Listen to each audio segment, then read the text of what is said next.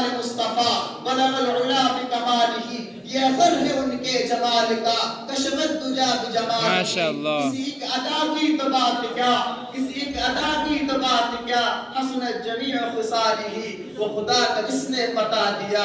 صلو علیہ کا پروردگار ہے، لوح و قلم جس کے اشارے کے محتاج ہے، جس کی بادشاہت کو بکو یم بیم ہے، قطرہ قطرہ جس کی قدرت پہ شاہد، ذرہ ذرہ جس کی صنعت کا قائل ہے، یہ ارض و سما، یہ عرش و کرسی، بحر و بر، شجر و حجر، سب کے سب اس کی حمد و ستائش میں رب اللسان ہے۔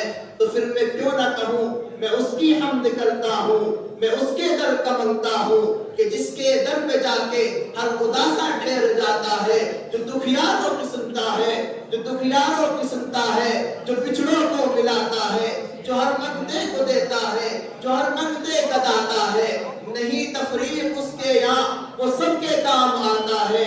میں اس کی حمد کرتا ہوں، میں اس کے در کا منگتا ہوں، میں جب کاسا اٹھاتا ہوں، میں جب کاسا اٹھاتا ہوں، اسی کے در پہ جاتا ہوں۔ کیوں؟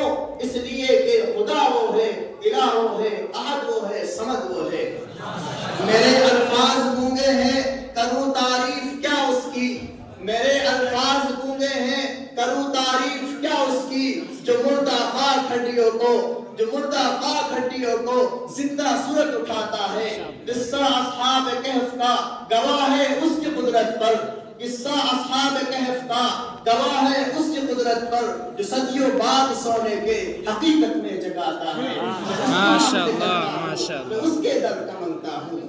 بعدہ ذری سواد اس محسن کائنات صلی اللہ علیہ وسلم پر، جو خلاصہ کائنات، فخر موجودات، مقصد تخلیق انسانیت ہے، جس نے انسانیت کو اس دھرتی پر رہنے کا اور بسنے کا قرین عطا کیا، اور جس نے انسانیت کو باب عروج عطا کیا۔ تو پھر شاعر یوں گویا ہوتا ہے، رتبہ کمال مصطفیٰ بلغ العلا بکمالہ، رتبہ کمال مصطفیٰ بلغ العلا بکمالہ، رتبہ کمال مصطفیٰ بلغ العلا بکمالہ، یہ اثر ہے ان کے جمال کا، کشف الدجا بجمالہ۔ ماشاءاللہ۔ کسی ایک ادا کی تو بات کیا، کسی ایک ادا کی تو بات کیا، حسنت جمیع خصالہ، وہ خدا کا جس نے بتا دیا۔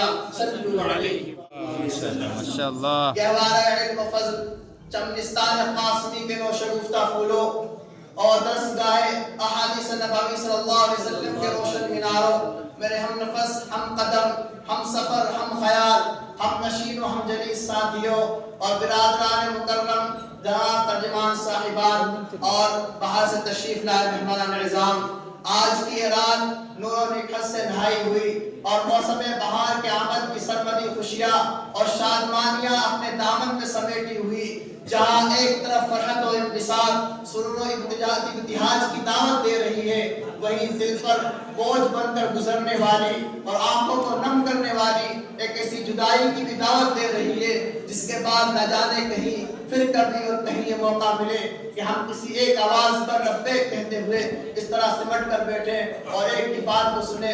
ہو سکتا ہے یہ موقع دوبارہ نصیب نہ آئے، اس لیے کہ آج سے ایک دن بعد اس دیرینہ خواب کی تکمیل ہونے جا رہی ہے، جس کو کبھی ہم نے زمانہ حفظ میں یا زمانہ اعدادیہ میں دیکھا تھا، اور اس سے قبل ہمارے والدین نے اپنے دل و دماغ میں سمایا تھا۔